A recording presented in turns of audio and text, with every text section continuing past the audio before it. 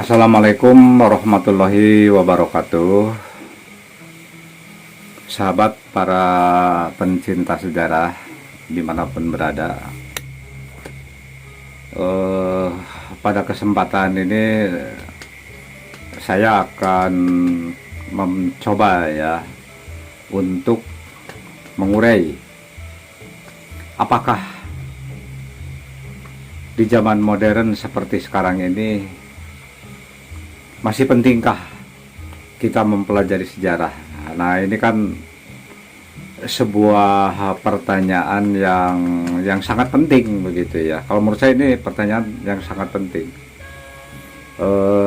Kenapa saya katakan ini sebuah pertanyaan yang sangat penting? Karena ketika zaman semakin modern, manusia sudah terlena oleh kemajuan teknologi, modernisasi, digitalisasi. Ya, akhirnya mereka itu menganggap bahwa sejarah itu menjadi tidak penting ya. Sejarah itu menjadi tidak penting. Nah, jadi berangkat dari permasalahan seperti itu ya, dan mudah-mudahan ini sebuah pendapat yang salah bahwa di zaman modern orang semakin tidak peduli dengan sejarah. Ini mudah-mudahan tidak benar ya. Jadi harapan saya, ketika zaman semakin modern, justru manusia itu harus semakin peduli kepada sejarah. Nah, kenapa saya katakan bahwa manusia ketika memasuki zaman modern harus semakin peduli kepada sejarah? Ya, mungkin jawabannya akan terkait dengan 3 kegunaan sejarah ya. Nah, dari 3 kegunaan sejarah itu nanti kalau kita paparkan ya, akan menjadi sebuah solusi ya. Jadi ketiga kegunaan sejarah itu nantinya akan menjadi solusi bagaimana manusia yang hidup di zaman modern itu dalam gerak langkahnya itu menyongsong kemajuan itu tidak sampai kehilangan jati dirinya, atau semakin zaman modern manusia itu tidak tercerabut dari akar budayanya. Nah, makanya sekarang ini ya, pemerintah menggalakkan untuk kita itu paham dengan kearifan lokal ya. Apa itu kearifan lokal? Nah, seperti itu. Justru lahirnya sekarang bahwa kita harus bisa memahami kearifan lokal itu, karena kalau kita tidak memahami kearifan lokal, ini dikhawatirkan manusia di zaman modern itu akan lupa kepada jati dirinya. Jadi kita jangan punya anggapan bahwa hal-hal yang tradisional itu sudah tidak memiliki semacam fungsi di zaman modern seperti ini. Justru hal-hal yang tradisional itu sekarang oleh pemerintah itu mulai bukan dibangkitkan kembali, tapi harus dipahami. Kenapa harus dipahami? Karena kita hidup di zaman modern ini harus tetap memahami kearifan lokal. Kearifan lokal itu ya selama ini kan dipandang oleh kita hal-hal yang sifatnya tradisional. Nah, jadi kita kembali kepada permasalahan pokok yang tadi ya. Apakah kita di zaman modern masih pentingkah mempelajari sejarah? Nah, saya akan mencoba mengulas dan saya akan mencoba menjawab bahwa kita sekarang memasuki zaman modern. Saya tegaskan, kita masih butuh untuk mempelajari sejarah. Bahkan sejarah itu menjadi penting untuk kehidupan. Karena apa ya? Karena sejarah itu memiliki 3 fungsi yang sangat penting untuk kehidupan manusia. Fungsi pertama dari sejarah itu adalah fungsi edukatif, ya. Nah, apa yang dimaksud dengan sejarah itu memiliki fungsi edukatif? Dalam setiap peristiwa sejarah itu banyak hal-hal yang atau banyak pesan-pesan yang akan menjadi sebuah proses pembelajaran untuk kita yang hidup di zaman modern ini. Nah, sebagai contoh lah begini ya, sebagai contoh, pada saat kita mengusir kolonialisme Belanda, para pejuang itu sudah rela berjuang untuk negerinya. Itu dilakukan oleh usia-usia, ya kalau sekarang itu disebut usia milenial, ya seperti Bung Karno, ya Bung Hatta, Bung Syahrir. Itu usianya kan rata-rata 25 tahun, 26 tahun begitu ya, 25, 26.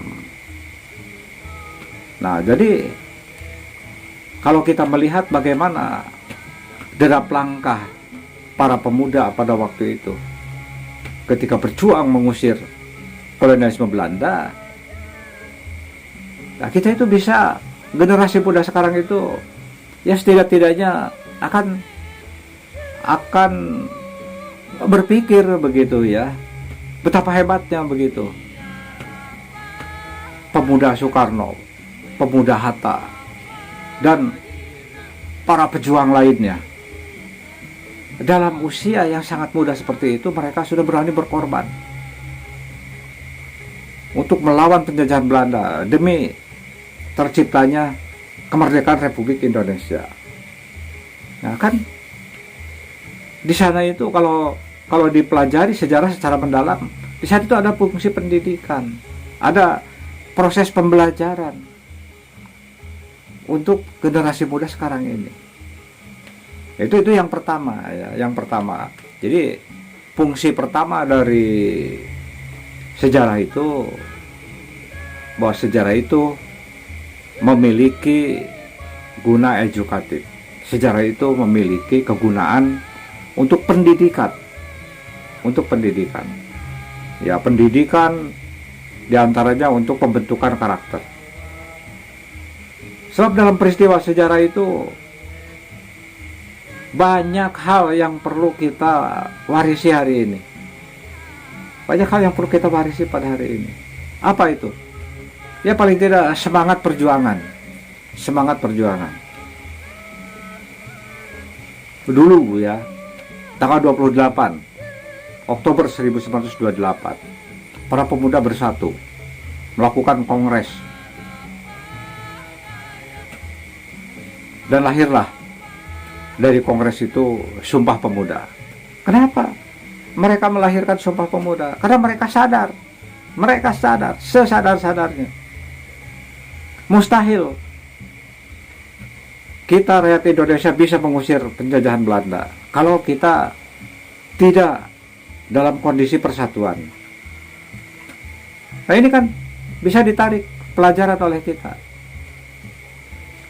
Sekarang ini kan kita di masa modern ini sudah sepertinya persatuan itu sudah terdegradasi. Ya apa salahnya kalau kita misalnya mempelajari kembali Sumpah Pemuda ya. Tapi di sana itu ada hal-hal yang bisa dipetik sebagai pembelajaran. Nah, jadi sejarah itu memiliki pool pewarisan nilai-nilai. Nah, nilai-nilainya itulah yang bisa kita jadikan sebagai pembelajaran. Nah, itu ya. Terus kegunaan yang kedua dari sejarah itu memiliki kegunaan inspiratif ya. Inspiratif.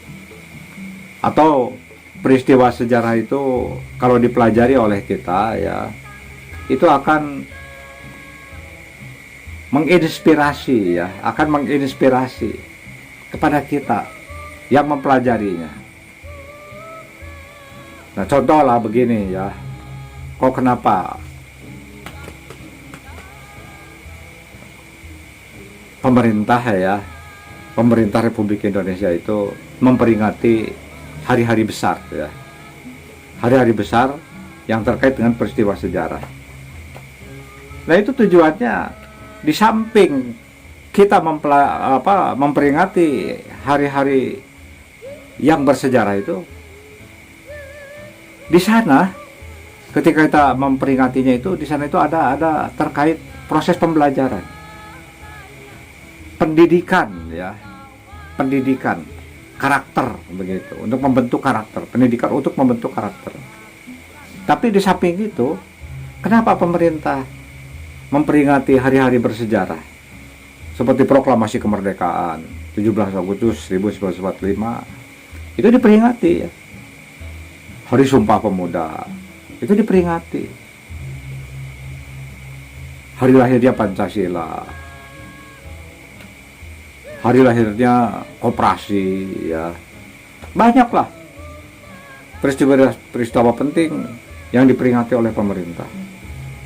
Nah, di saat kita memperingati hari-hari penting kejadian dari suatu peristiwa sejarah, di sana itu ada semacam apa ya, inspirasi, akan menginspirasi itu, akan menginspirasi kepada kita. Dan pasti ya, ketika kita melakukan upacara peringatan suatu peristiwa sejarah, kita akan betul-betul mengenang, akan mengingat dari bagaimana perjuangan Bung Tomo di Surabaya ya, bertempur melawan tentara sekutu yang sangat heroik dengan jargon Allahu Akbar, Allahu Akbar. Nah, itu kan akan menginspirasi kepada kita yang hidup sekarang di zaman modern, yang sudah merdeka ya. Nah, makanya ketika mempelajari sejarah itu harus pandai-pandailah kita mengambil saripati ya dari peristiwa sejarah itu, agar kita selalu hidup dalam sebuah kesadaran berbangsa, bernegara.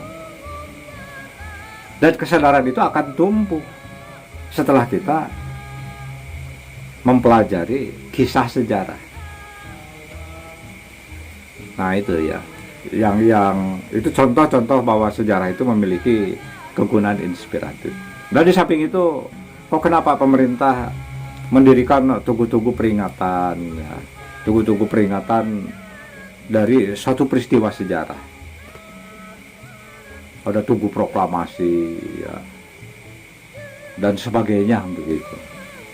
Nah, itu si tugu itu ya dibuat oleh pemerintah itu sebetulnya agar sejarah itu memiliki makna inspiratif. Kan ketika kita melihat tugu-tugu peringatan sejarah, kita itu kan akan berpikir, oh dulu di sini terjadi peristiwa apa begitu ya.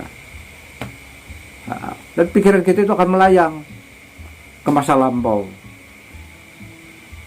Bagaimana kita memikirkan para pejuang misalnya pada waktu itu. bertempur melawan kolonialisme Belanda atau tentara pendudukan Jepang.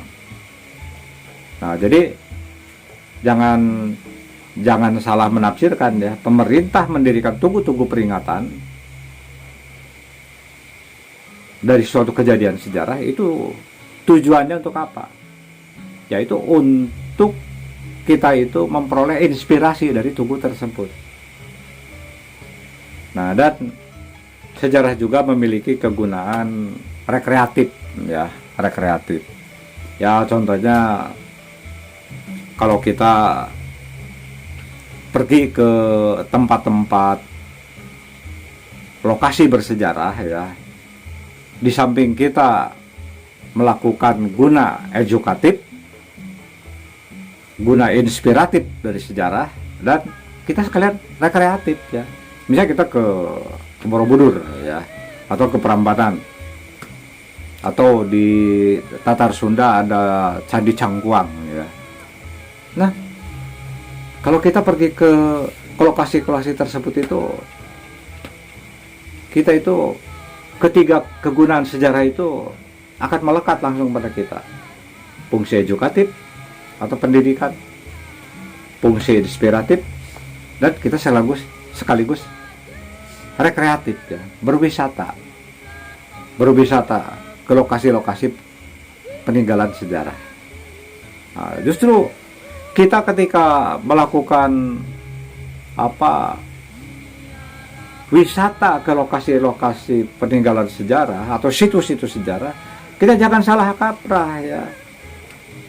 Malah kita misalnya mencoret-coret tugu atau mengotori lokasi-lokasi di mana peristiwa sejarah terjadi gitu, dan ada tugu peringatannya. Itu jangan seperti itu. Justru kita datang ke lokasi tersebut itu harus mampu mewisatakan cara berpikir kita ke masa lalu.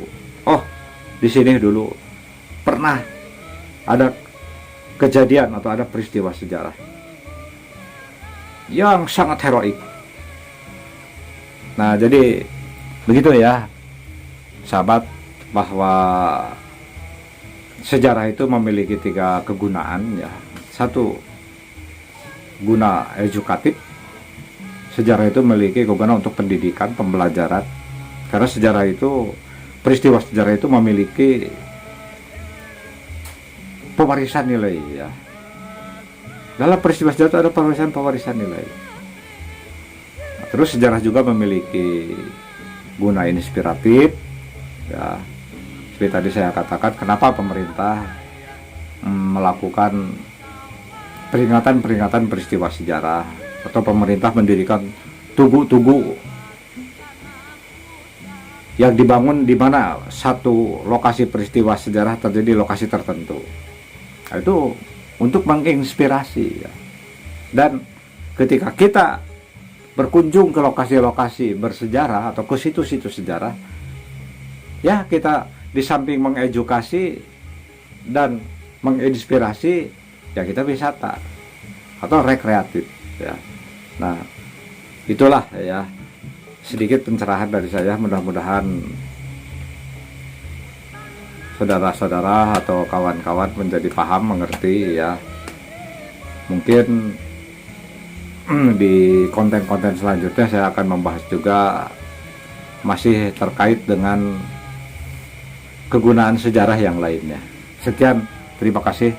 Wassalamualaikum warahmatullahi wabarakatuh.